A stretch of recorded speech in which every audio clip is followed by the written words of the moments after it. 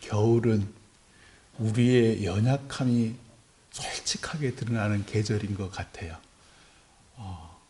저도 여름에는 이렇게 제가 코가 약하다고 예전에 말씀드렸는데, 여름에는 웬만해서는 이 오른쪽 콧구멍이 제가 문제가 있어서 고3 때도 아침에서 이렇게 자다가 새벽 한 6시, 6시 반 되면은 일어나서 이제 학교를 가야 됐거든요. 이런 세수만 하면은 이게 피가 이렇게 쏠리니까 계속 코피가 이렇게 날마다 났어요. 근데 주 겨울에 이제 심해요. 건조하고 날이 추우니까. 오늘도 우리 성도분 지금 못 오신 분들도 많은데, 겨울이 되니까 몸이 움츠러들고 추우니까 호흡하시는 것도 힘들고 쿨쿨 기침도 많이 하고 건조하고, 인간이 얼마나 연약한지가 막 이렇게 겉으로 막 드러나잖아요. 이럴 때일수록 더 하나님의 은혜를 강구해야 되지 않을까 싶어요. 저는 엄청 은혜 받았어요. 예배를 딱 시작하려고, 나라의 자매가 안 오니까 우리 심산수 권사님 허겁지겁 막 나오셨잖아요. 이렇게 반주를 치시려는데 또 나라의 자매가 얼굴에 아픔 하면서도 써 있는데도 막 오는 거예요. 그 모습이, 야, 나라의 자매가 계속 주일처럼 많이 아팠다면 예배 오기 힘들 텐데, 그나마 하나님께서 은혜 주셔서 올 수 있는 힘도 주시고, 그리고 참 예배 바로 전에 또 오게 하여 주시고, 권사님 더 은혜 받았습니다. 권사님 안 오셔서 제가 이제 대신 기도를 해야 되겠네. 근데 또 오셨잖아요. 권사님 왜 늦었을까? 아마 뭐 차가 많이 막혔다든지 아니면 특별한 뭐가 있었다든지, 근데 그 길을 또 막 열어주신 거예요.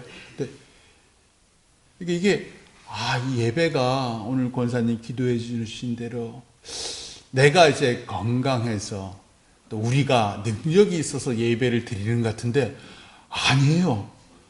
보면은 하나님께서 계속 이렇게, 나는 이제 우리는 이 눈을 가지고 귀가 있는 사람이라 늘 보고 듣는 것에 좌우되는데, 안 보이시는 영이 신기하게도 당신의 길을, 당신이 예배하고 당신이 경배받기를, 그쪽으로 우리 길을 계속 틀어주시는 거예요. 외람된 말씀인데, 저희 아들이 좋은 대학교, 의과대학에 다니잖아요.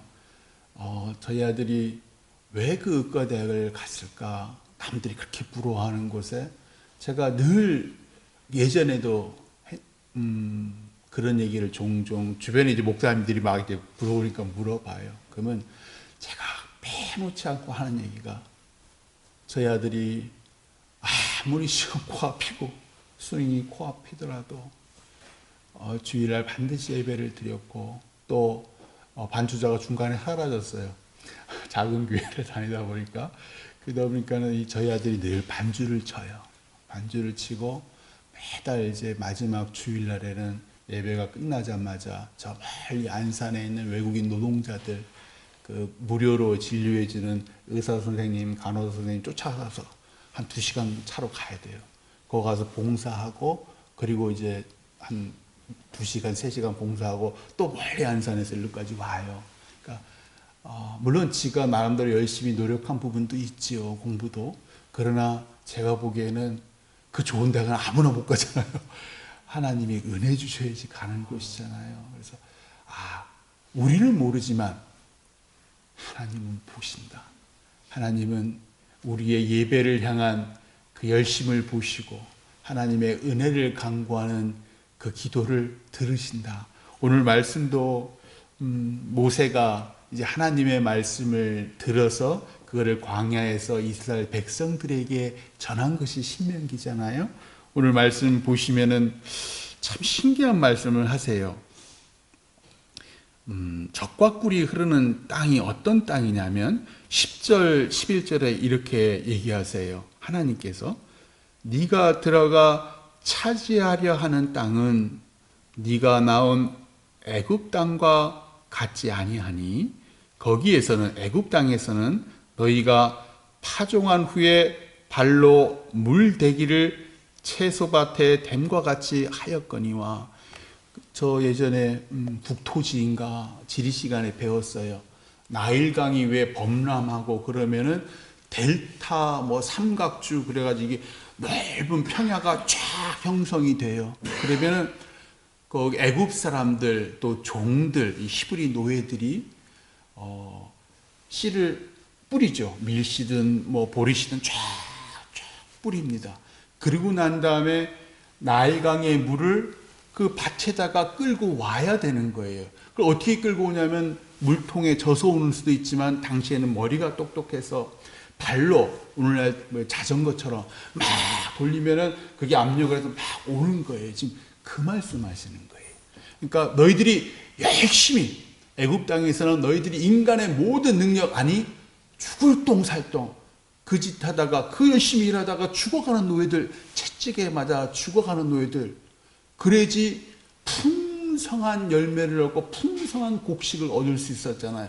그 땅은 그런 땅이라는 거예요. 그런데 11절 너희가 건너가서 차지할 땅 가나안 땅 젖과 꿀이 흐르는 땅은 산과 골짜기가 있어서 평야가 아니에요. 산과 골짜기가 있어서 하늘에서 내리는 비를 흡수하는 땅이요. 하나님께서 비를 내려주시고 그 비를 광야에서는 확 쓸고 간다 그랬잖아요. 그러니까 평야에서는 확 쓸고 가요.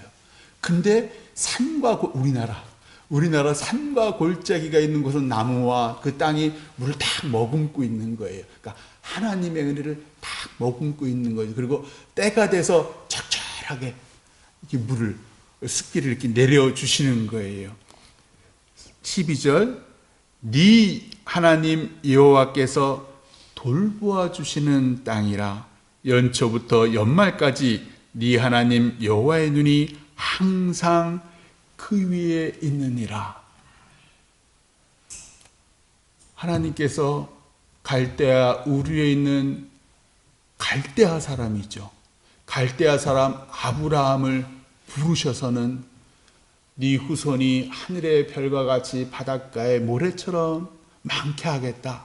그러면서 내가 명령한 땅으로 가라. 그리고 고향 땅을 떠나서 가나안 땅에 갔잖아요. 그리고 그 땅을 이삭과 야곱에게 주시고 너희의 후손에게 주고 그리고 400년 동안 애굽에서 노예 생활을 했던 그 히브리 노예들 이제는 이스라엘 백성들이죠. 모세를 통해서 야 너희들의 조상들에게 약속한 그 땅 가나안 땅 젖과 꿀이 흐르는 땅으로 내가 너희를 인도할게. 그 전 지금 광야에서 하나님께서 그 땅이 어떠한지를 설명하시는 거예요. 하나님께서는 그 땅에서 너희들이 열심히 일해야 된다고 얘기하지 않으셨어요. 그 땅은 하나님의 은혜로 하늘에서는 내리는 비가 산과 골짜기 하나님이 만드신 산과 골짜기로 그 비를 머금어서 너희들이 일하지 않아도 너희가 능력이 없어도 하나님께서 그 땅에 나는 모든 소산을 풍성히 하시겠다. 그래서 지도를 봤습니다. 야, 이 땅이 어떤 땅인가? 아니, 봤더니요, 예루살렘과 중요한 도시, 요단강 그 줄기 옆쪽, 왼쪽 옆쪽으로 산과 골짜기가 있어요. 그런데 저쪽, 지중해 쪽으로는 평야가 아주 초록색으로 표시되어 있는데 다른 많은 땅, 주된 땅들은 전부 다 불구죽죽한 광야예요. 즉 산과 골짜기가 별로 없더라고요. 그러니까 산과 골짜기가 있는 곳이 얼마 안 돼요. 그러니까 실질적으로는 광야가 훨씬 많고 척박한 땅이에요. 그럼에도 불구하고 하나님께서는 이곳을 젖과 꿀이 흐르는 땅이라고 하시는 거예요. 제가 여러분도 잘 아시는 한 3일 전의 일이지요. 로또의 1등에 당첨된 형이 동생을 칼로 이렇게 탁 찔러 죽였잖아요. 이 형이 얼마나 우애가 좋은 형인지 세금을 내고 난 다음에 8억이 현금으로 있는 거예요. 그래서 위에 누나한테 1억 주고 남동생이 밑으로 둘이 있는데 하나는 1억 주고 지금 칼로 찔러 죽인 그 동생한테는 1억 4천 4천을 줬어요. 와, 그럼 얼마에 거의 반을 형제와 누나한테 다 준 거예요. 그러고 난 다음에 그 나머지 돈으로 식당을 하는데, 그만 그 식당이 좀 잘 됐으면 좋았는데 계속 안 되는 거예요. 그 자금이 부족하니까 뭐 동생 그 1억 4천을 줬던 그 돈 제일 많이 줬으니까 그 동생은 이제 그 돈으로 집을 산 거예요. 그 집값이 좀 올랐겠지요. 그러면서 형이 사업이 어려우니까 네 집을 좀 담보로 또 은행에서 좀 빚을 얻자. 4천 뭐 몇백만 원의 빚을 얻었대요.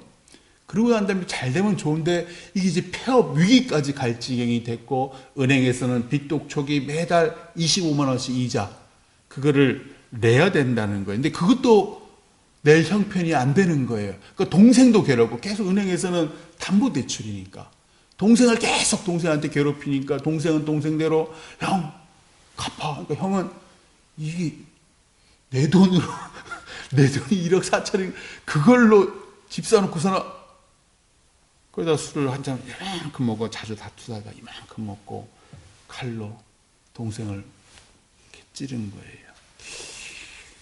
원래 이 형이 동생들을 사랑했잖아요. 사랑한 표현으로 로또에서 당첨된 그 돈을 줬던 거예요. 그런데 지금 칼로 왜 찔러 죽였습니까? 돈 때문에. 원래 돈은 사랑의 표현이었어요. 그러니까 사랑이 중심이었던 거예요. 근데 어느 순간 돈이 이 형을 압도하기 시작하더니 사랑은 온데간데 없고 돈이 주인이 확 되어버리는 거예요. 그럼에도 불구하고 우리는 큰 돈이 생기면 좋잖아요. 좋은 일 많이 할 수도 있고, 또 아까 형제들한테도 나눠줄 수도 있고, 부인할 수 없습니다. 그런데 하나님께서는 우리가 보기에는 풍요로운 애굽 땅, 수많은 사람, 왜 문명의 발상지가 왜 그 애굽이고 왜 중국이냐면요, 거기는 평야가 있어 수많은 사람들이 몰려와서 농업혁명이 일어나서 신나게 많이 먹었거든요. 그러니까 수많은 사람들이 모였고 거기가 문명의 발상지가 된 거예요. 즉 인간의 능력이 꽃피운 곳이에요. 그런데 하나님께서는 그곳 풍요한 땅, 애굽 땅을 젖과 꿀이 흐르는 땅이라고 단 한 번도 얘기하지 않으세요. 우리가 부러워하는 재벌 3세들, 재벌 4세들, 애굽의 왕자들, 또 잘나가는 연예인들, 그 사람을 약속의 땅의 상속자라고 말씀하지 않아요. 그냥 우리 금토동에 소박하게 살고 있는 우리들, 이 사람들, 우리들을 약속의 땅의 상속자라고 말씀하시는 거예요. 금토동이 약속의 땅이래요. 개발이 돼서 그런가? 아니요. 개발되기 전에도. 앞으로 보상을 많이 받아서 그런가? 아니요. 보상받지 않아도. 우리 중에는 보상 받으시는 분도 있지만 보상 못 받는 분도 계시잖아요. 네가 보상을 받든 보상받지 않든, 네가 지금 금토동에 살든 성남 구시가지에서 전세나 월세로 살든, 네가 사는 곳은 약속의 땅이야. 왜요? 너는 나의 자녀잖아. 너는 나의 은혜를 간구하는 사람이잖아. 거기 은혜를 간구하는 나의 자녀가 사는 곳, 그것이 곧 젖과 꿀이 흐르는 땅, 나의 눈이 항상 머무는 땅, 나 하나님이 돌보는 땅, 그곳이 바로 젖과 꿀이 흐르는 땅, 너희 조상들에게 약속한 땅. 그러면서 하나님께서 8절에 그 모든 말씀을 하시기 전 8절에 이렇게 말씀하세요. 그러므로 너희는 내가 오늘 너희에게 명하는 모든 명령을 지키라. 그리하면 너희가 강성할 것이요 너희가 건너가 차지할 땅에 들어가서 그것을 차지할 것이라. 하나님은 우리에게 경배받기 원하세요. 하나님을 우리에게 영광 받기를 원하세요. 그것이 우리가 태어난 이유고 우리가 하나님께 부름받은 이유예요. 그래서 하나님은 너희 능력으로 사는 것을 원하지 않아요. 나의 능력, 하나님의 은혜로 사는 사람, 그 사람을 통해서 당신께 감사하는 영혼, 당신을 영원토록 즐거워하는 영혼, 그 영혼에게 복을 내려주시는 거예요. 세상에 잘나고 크고 거대한 것들은 하나님 은혜 없어도 자신의 능력으로 자신의 위용을 뽐내요. 수많은 사람들이 그걸 부러워하지만 극소수에게만 허락되어 있어요. 그런데 하나님을 믿는 자녀, 하나님의 자녀, 지금 우리가 보기에는 소수하고 저기에서 무슨 하나님의 귀한 것이 날까? 그런데도 하나님의 은혜를 구하는 사람, 비록 지금 내가 머무는 곳이 척박하고 더디고 답답할지라도 묵묵히 뚜벅뚜벅 하나님을 두려워하고 하나님을 경배하며 하루하루 믿음 가운데서 살면 하나님의 때에, 아까 제가 저희 아들 은혜 가운데 갔다고, 또 우리 나래 자매 하나님의 은혜 안에 오늘 또 반주 칠 수 있었다고, 그 많은 교통 약속식 모든 걸 다 이겨내고 우리 권사님께서 대표기도 드릴 수 있는 그 은혜를 내려주신다고. 그것이 바로 약속의 땅은 하나님을 믿는 우리가 있기 때문에 그것이 약속의 땅이 되는 것이, 믿지 아니하는 사람이 있으면 그것은 약속의 땅이 아닙니다. 아무쪼록 우리를 통해서 하나님의 은혜가 우리의 가정과 또 우리가 다니는 직장과 저 밖과 또 우리 금토교회에 풍성하게 하나님의 은혜가 임하시기를 주님의 이름으로 축원합니다. 기도하겠습니다.